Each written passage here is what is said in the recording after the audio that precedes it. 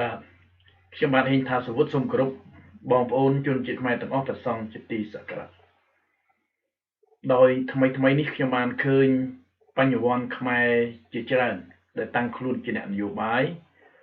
ជាពិសេសនៅសហរដ្ឋអាមេរិកកំពុងតែចង់តាំងខ្លួនធ្វើជាអ្នកស្នេហាជាតិដ៏មុតមមមួយដែលខ្ញុំយល់ឃើញថាមានចំណុចខ្លះគឺពុំទាន់ដល់ពេលនិងពុំទាន់ត្រូវកលៈទេសៈនោះទេខ្ញុំគ្រាន់តែសូមបញ្ជាក់ប្រាប់អស់លោកដែលមានគំនិតជាតិនិយមស្រឡាញ់លទ្ធិប្រជាធិបតេយ្យថានៅចន្លោះឆ្នាំ1940ផ្លាយពេលដែលយួនបង្កើតចលនាយាកមិញដើម្បីប្រឆាំងនឹងបារាំងគឺមានតែមួយរណសេរីគត់គឺរណសេរីយាកមិញដែលគេបានធ្វើការបដិវត្តរហូតដល់បានជោគជ័យក្រោយមកណាយួនខាងជើងដដែលបានបង្កើតរណសេរីមួយគឺជារណសេរីយាកុងដែលធ្វើសង្គ្រាមទល់នឹងយួនខាងត្បូងនិងសហរដ្ឋអាមេរិកដោយមានចលនាតែមួយគត់គឺចលនាយាកុងចំណែកខ្មែរយើងចាប់តាំងពីឆ្នាំ1979រហូតមកយើងមានចលនាជាច្រើនបង្ហាញនៅសញ្ញានៃខ្មែរបែកបាក់គ្នាដែលតាំងខ្លួនជាអ្នកខ្លាំងរហូតមកដល់ពេលនេះសូម្បីតែបងប្អូនខ្មែរខ្លះមកដល់សហរដ្ឋអាមេរិកឬមកដល់ប្រទេសទី3ក៏ដោយក៏នៅតែមានគំនិតចង់ផ្ចាញ់ផ្ចាលគ្នាហើយពុំទាន់យល់កលៈទេសៈដែលនឹងត្រូវធ្វើនយោបាយបន្តទៅនេះខ្ញុំសូមចាក់ការផ្សាយនៅវិទ្យុខ្មែរប៉ុស្តិ៍កាលពី6ឆ្នាំមុនជាមួយនឹងលោកមីសវណ្ណារាដែលខ្ញុំក៏សូមកោតសរសើរនិងគោរពនៅវីរភាពគំនិតរបស់លោកដ៏ខ្ពង់ខ្ពស់ដែលបានធ្វើពលកម្មដើម្បីប្រទេសជាតិដែលនៅទីបំផុតត្រូវពួកកុម្មុយនីសចាប់ឃុំឃាំងបាទសូមបងប្អូនស្ដាប់ដូចតទៅបាទតាមពិតខ្ញុំដាក់នៅក្នុងកាសែតនេះបាទហើយខ្ញុំចាក់សូមបងប្អូនមេត្តាស្ដាប់ដូចតទៅលោកអ្នកនាងកញ្ញាប្រិយមិត្តអ្នកស្ដាប់ជាទីមេត្រីកម្មវិធីផ្សាយរបស់វិទ្យុខ្មែរប៉ុស្តិ៍ជាបន្តទៅទៀតលោកអ្នកនាងនឹងបានជ្រាបនៅកិច្ចសម្ភាសន៍រវាងវិទ្យុខ្មែរប៉ុស្តិ៍ជាមួយលោកហេងថាសវុតដែលជាអ្នកវិភាគឯករាជ្យម្នាក់កំពុងតែរស់នៅលើទឹកដីសហរដ្ឋអាមេរិកតាក់ទងទៅនឹងថាហេតុអ្វីបានជាអ្នកដឹកនាំខ្មែរនៅទីបំផុតត្រូវទទួលបរាជ័យនៃការចាញ់កលល្បិចនៅខ្មាំងសត្រូវរបស់ខ្លួនហើយដល់ថ្ងៃដដែលនេះដែរវិទ្យុយើងក៏បានលើកយកនៅសម្រងសារព័ត៌មានថ្មីពីប្រទេសកម្ពុជានិងមុននឹងបញ្ចប់កម្មវិធីការផ្សាយរបស់វិទ្យុខ្មែរប៉ុស្តិ៍លោកអ្នកនឹងបានស្ដាប់នៅចម្រៀងដើម្បីកំដរអារម្មណ៍ផងដែរ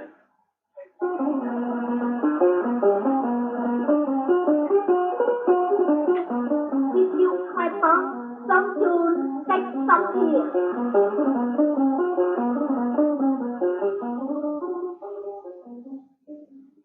ចាស់ប្រិយមិត្តនិងបងប្អូនជនរួមជាតិជាទីស្នេហាតទៅនេះសូមអញ្ជើញលោកអ្នកនាងស្ដាប់កិច្ចសម្ភាសន៍រវាងលោកមីសវណ្ណារាជាមួយលោកហេងថាសវុតស្ដីពីប្រធានបទហេតុអ្វីបានជាអ្នកដឹកនាំខ្មែរចាញ់ល្បិចកលខ្មាំងសត្រូវរបស់ខ្លួននៅទីបញ្ចប់ចាប់តាំងពីឆ្នាំ1951មកក្នុងខណៈដែលអតីតកាលនោះសង្គ្រាមនៅតំបន់ឥណ្ឌូចិនកងទ័ពយួនកុម្មុយនីសខាងជើងបានទទួលជ័យជំនះឈ្នះយួនសេរីខាងត្បូងដែលមានសហរដ្ឋអាមេរិកជាជំនួយពីក្រោយហើយមកដល់បច្ចុប្បន្ននេះមានរយៈពេល35ឆ្នាំជាថ្ងៃជ័យជំនះហើយនៅទីបញ្ចប់ប្រទេសយួនខាងជើងនិងខាងត្បូងបានឯកភាពជាតិគ្នាបញ្ចប់សង្គ្រាមផ្ទុយពីកម្ពុជាការបង្កើតនៅរបបកុម្មុយនីសត្រូវបានបន្សល់ទុកនៅភាពឈឺចាប់ប្រទេសធ្លាក់ទៅក្នុងភ្លើងសង្គ្រាមខ្មែរសម្រាប់ខ្មែរគ្នាឯងដែលប្រទេសជួបការបរាជ័យហើយសត្រូវរបស់ខ្លួនទទួលនឹងការជោគជ័យថាតើបញ្ហានេះមកពីកត្តាអ្វីខ្លះចា៎ដូច្នេះសូមអញ្ជើញស្ដាប់នៅកិច្ចសម្ភាសន៍នេះដូចតទៅបាទលោកអ្នកស្ដាប់វិទ្យុខ្មែរប៉ុស្តិ៍ទីមេត្រីថ្ងៃនេះជាថ្ងៃទី30ខែមេសាឆ្នាំ2010បើយើងងាកទៅរកអតីតកាលទី35ឆ្នាំហើយដែលរបបខ្មែរក្រហមបានដួលរលំនៅក្នុងថ្ងៃ17មេសាឆ្នាំ1975ដែលជាថ្ងៃដែលខ្មែរក្រហមទទួលបាននូវជ័យជំនះជាការផ្ដួលរំលំទៅដល់របបសាធារណរដ្ឋខ្មែរគឺរបបលោកសេនាប្រមុខលន់នល់ ហើយនិយាយអំពីតំបន់ឥណ្ឌូចិននោះដែរកាលពី35ឆ្នាំមុនកងទ័ពយួនខាងជើងបានទទួលនូវជ័យជំនះទៅលើកងទ័ពយួនខាងត្បូងដែលជាកងទ័ពសេរីមានការគ្រប់គ្រងពីរបបសេរីដែលដឹកនាំដោយសហរដ្ឋអាមេរិកក្នុងឋានៈដែលប្រទេសវៀតណាមបានទទួលនូវជោគជ័យរីឯប្រទេសកម្ពុជាបានធ្លាក់ទៅក្នុងរណ្ដៅមច្ចរាជនៃការសម្លាប់រង្គាលដោយពួកខ្មែរក្រហមដែលបណ្ដាលឲ្យពលរដ្ឋខ្មែរជិត2លាននាក់ត្រូវបានស្លាប់ផ្ដាច់ផ្ដាច់ជីវិត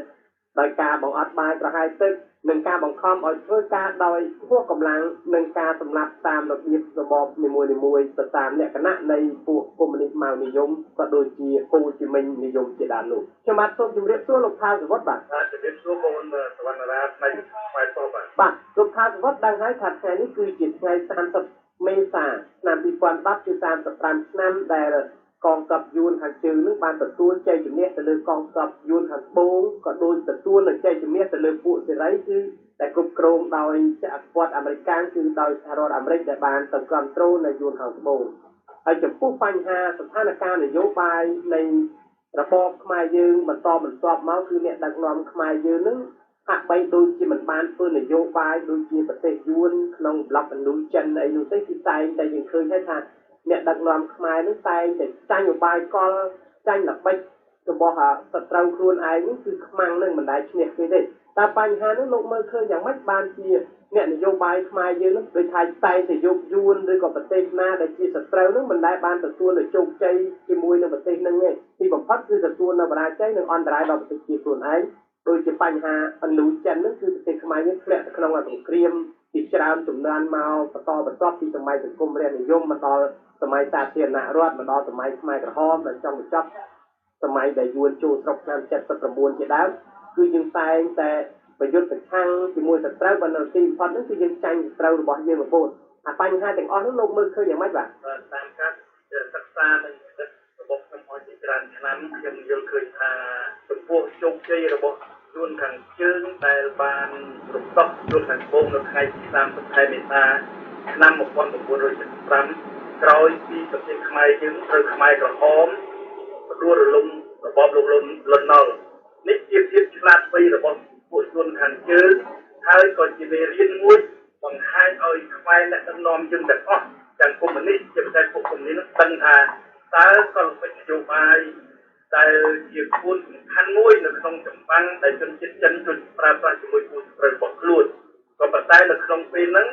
បើយើងគិតចាត់តាំងពីឆ្នាំ1950មកគឺថាជនខាងជើងបានប្រើកលវិជ្ជាចិនហ្នឹងដើម្បីបំផ្លាញជាតិសាសន៍មួយមានចាមមានខ្មែរក្រោមរហូតដល់ប្រទេសកម្ពុជាយើងនៅឆ្នាំ1975បន្តទៀតដោយអបប្រាស់ពួកខ្មែរក្រហមមានរឿងជាច្រើនដែលខ្ញុំសង្កេតឃើញថា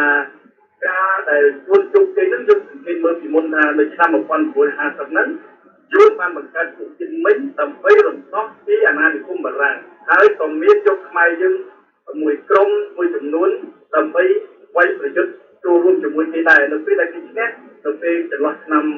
1960អាមេរិកក៏បានចូលមកតំបន់យួនខាងត្បូងជំនួសបារាំងពេលនោះហើយ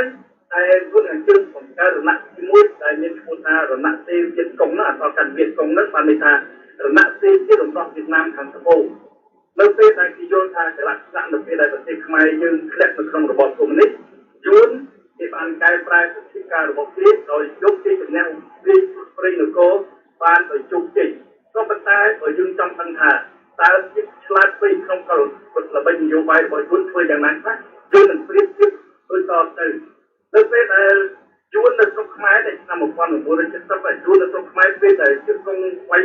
ចូលតំបន់លោកលន់ណុលតំបន់ដែលខ្មែរយើងកាន់កាប់គេមិនដែលសម្លាប់យួនខាងត្បូងឬក៏ជនជាតិយួនដែលរស់នៅជាមួយខ្មែរទេគេអត់ដែលសម្លាប់ទេគឺថាគេយកជនជាតិយួនដែលរស់នៅស្រុកខ្មែរទៅសល់ទៅធ្វើជាជនកងបំរើនេះជាចំណុចល្អមួយដែលយួនគេប្រើគេមិនដែលសម្លាប់ជនជាតិទេចំណែកឯជនជាតិខ្មែរយើងទោះបីតែយើងទីជនរស់នៅតំបន់លោកលន់ណុលគេចាប់បានពីចំខ្មាំងហើយក៏ដូចជាបងប្អូនឃើញស្រាប់ហើយនៅថ្ងៃ17មេសានោះគឺថាពួកខ្មែរក្រហមទូបីមិនមាននិន្នាការណាក៏ដោយគឺតែឆ្លៀតឱកាសសម្រាប់ខ្មែរយើងចាំរំគាលហើយទូបីតែពលពតពួកក្រុមពលពតមានជាសម្ព័ន្ធក៏មិនបានសារជាថារឿងនេះខ្លួនសម្រាប់តែយើងសង្កេតឃើញមុនដែលវៀតណាមកុម្មុយនីសជាពិសេសពួកយួនខាងជើងនឹងធ្វើជំនាញជាមួយ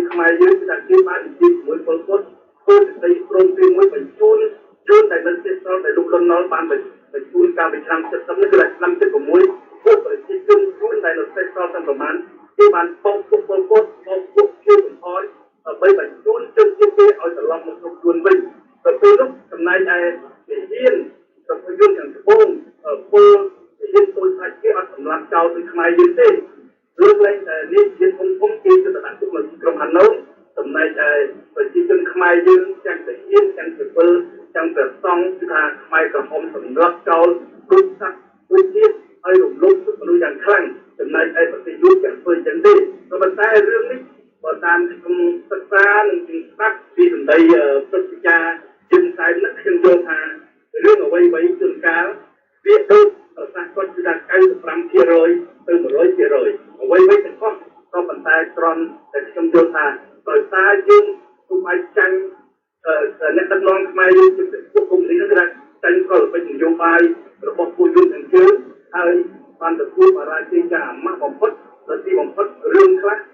វគ្គខ្លះដែលត្រូវសម្លាប់គេបានជួយជាតិដាក់នេះហើយបង្ហាញនៅភាពអសមត្ថភាពជាមេរៀនមួយសម្រាប់អ្នកដឹកនាំខ្មែរយើងជាពិសេសពួកគុំនេះនឹងសម្រាប់គុំខ្មែរយើងទៅអនាគតត្រូវសិក្សាឲ្យច្បាស់ថានៅពេលដែលយើងរបស់ប្រទេសជាតិហើយយើងត្រូវសម្រាប់ជនជាតិយើងដូចជាជនខ្មែរដែលពលពតធ្វើឬក៏យើងធ្វើដូចជនគេអត់បានយកយ៉ាងជើងអត់បានទិញប្រជាជន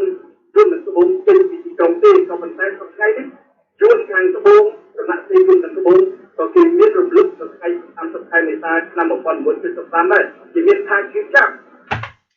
បាទមានរឿងជាច្រើនដែលខ្ញុំបានសម្ភាសជាមួយបងអូនមីចវណ្ណរាហើយនៅឆ្នាំ2007ខ្ញុំក៏បានសម្ភាសនៅក្នុងវិទ្យុអាស៊ីសេរីជាមួយលោកម៉ៃរិទ្ធដៃគូរបស់ខ្ញុំគឺលោកគិចចាន់លីហើយក្រោយមកខ្ញុំក៏បានខលនឹងបាទទូរស័ព្ទទៅវិទ្យុសម្បុកឃ្មុំបានពិភាក្សារឿងនយោបាយជាច្រើនដូច្នេះហើយខ្ញុំគ្រាន់តែជម្រាបជូនបញ្ញវន្តចំនួនថ្មីចងចាំពាក្យមួយថាយល់កលៈទេសៈទើបคล้ายជាវរៈជនបើអស់លោកប្រញាប់ពេកអស់លោកពុំទាន់คล้ายជាអ្នកនយោបាយជាន់ខ្ពស់ដ៏ល្បីដែលអន្តរជាតិបានស្គាល់នោះសូមអស់លោកមេត្តារួមជាមួយគណៈបកមួយដែលអស់លោកបានធ្លាប់ចូលបម្រើធ្លាប់ធ្វើជាចលនាហើយក្រោយមកដោយកលល្បិចរបស់ពួកអតីតកុម្មុយនីសជាពិសេសលោកហ៊ុនសែនបានធ្វើឲ្យបងប្អូនខ្មែរខ្លះយល់ច្រឡំបាទទឹកចុងក្រោយរបស់អ្នកនយោបាយជាន់ចាស់ជាពិសេសលោកសំរងស៊ីគឺឆ្នាំ2017 2018នេះបើអស់លោកមិនយល់កលៈទេសៈអស់លោកនឹងត្រូវពួកខ្មែរកុម្មុយនីសនឹងយួនបំបែកបាទខ្ញុំនៅចាំសម្ដីជំនាញការយួនដែលខ្ញុំបានទៅរៀននយោបាយនៅឆ្នាំ79បាទនៅឯក្រុងភ្នំពេញខ្ញុំបានសួរជំនាញការយួនថាបើសិនជាយួនវៀតណាមដឹងថាប្រជាជនខ្មែរត្រូវពលពតធ្វើបាបសម្លាប់ចាប់តាំងពីឆ្នាំ75 76 77ហេតុអ្វីបានជារហូតដល់ឆ្នាំ79វៀតណាមមករំដោះកាលនោះជំនាញការយួននោះវាបានសួរខ្ញុំថាខ្ញុំធ្វើអ្វីនៅទីណាហើយមុននឹងវាឆ្លើយវាក៏បានកត់ប្រវត្តិរូបណាប្រវត្តិរបស់ខ្ញុំធ្វើការកន្លែងណាហើយខ្ញុំនៅទីណានៅពេលនោះវាបានឆ្លើយថាដាំដើមឈើ5ឆ្នាំបានផ្លែផ្កាចំណែកឯមនុស្ស100ឆ្នាំក៏ពុំទាន់បានលទ្ធផលដូចដាំដើមឈើនេះដែរនេះហើយដែលខ្ញុំកាន់តែមិនស្រពេចស្រពិលជាមួយយួនព្រោះខ្ញុំបានធ្លាប់រស់នៅតំបន់ជាប់ទល់ដែនខេត្តតាកែវស្រុកកំណើតរបស់ខ្ញុំនៅជាប់យួនខ្ញុំដឹងពីកលល្បិចរបស់យួនច្បាស់ណាស់នៅពេលនោះហើយដែលខ្ញុំយល់អំពីបំណងយួនវាបានឆ្លើយថានៅឆ្នាំ1975 76វៀតណាមប្រជាជនខ្មែរនៅស្អប់វៀតណាមបាទស្អប់យួនដូច្នេះ77នៅពេលដែលពលពតធ្វើបាបប្រជាជនខ្មែរទើបជាឱកាសឲ្យវៀតណាមជួយជនជាតិខ្មែរនេះជាចំណុចមួយដែលសូមបងប្អូនយុវជនទាំងអស់ដែលតាំងខ្លួនជាអ្នកនយោបាយពិចារណានៅសម្ដីនេះជាលេសមួយដោះសារដែលគំនិតយួនវាតែងតែបោកប្រាស់អ្នកដឹកនាំខ្មែរជាពិសេសពួកកុម្មុយនីសនិងក្មេងៗចំនួនក្រោយដោយវាយល់ឃើញថាខ្មែរយើងភាគច្រើនស្រឡាញ់អំណាចស្រឡាញ់បុណ្យស័ក្តិដោយសពថ្ងៃនេះបងប្អូនឃើញស្រាប់ហើយគណៈបកប្រជាជនកំពុងតែបំពាក់ស័ក្តិកំពុងតែបង្កើតមេដៃយ៉ាងច្រើនជូនអ្នករាជការខ្មែរ ដោយយួនបានបញ្ជាឲ្យធ្វើដោយពួកគេបានដឹងច្បាស់ណាស់នៅចរិតរបស់ខ្មែរដូច្នេះសូមបងប្អូនអ្នកនយោបាយទាំងអស់ចងចាំពួកពាក្យខ្ញុំតែមួយគត់គឺយល់កលៈទេសៈទៅខ្លាយជាវរៈជនពេលវេលាខ្លីបាទអស់ហើយបាទសូមជម្រាបលា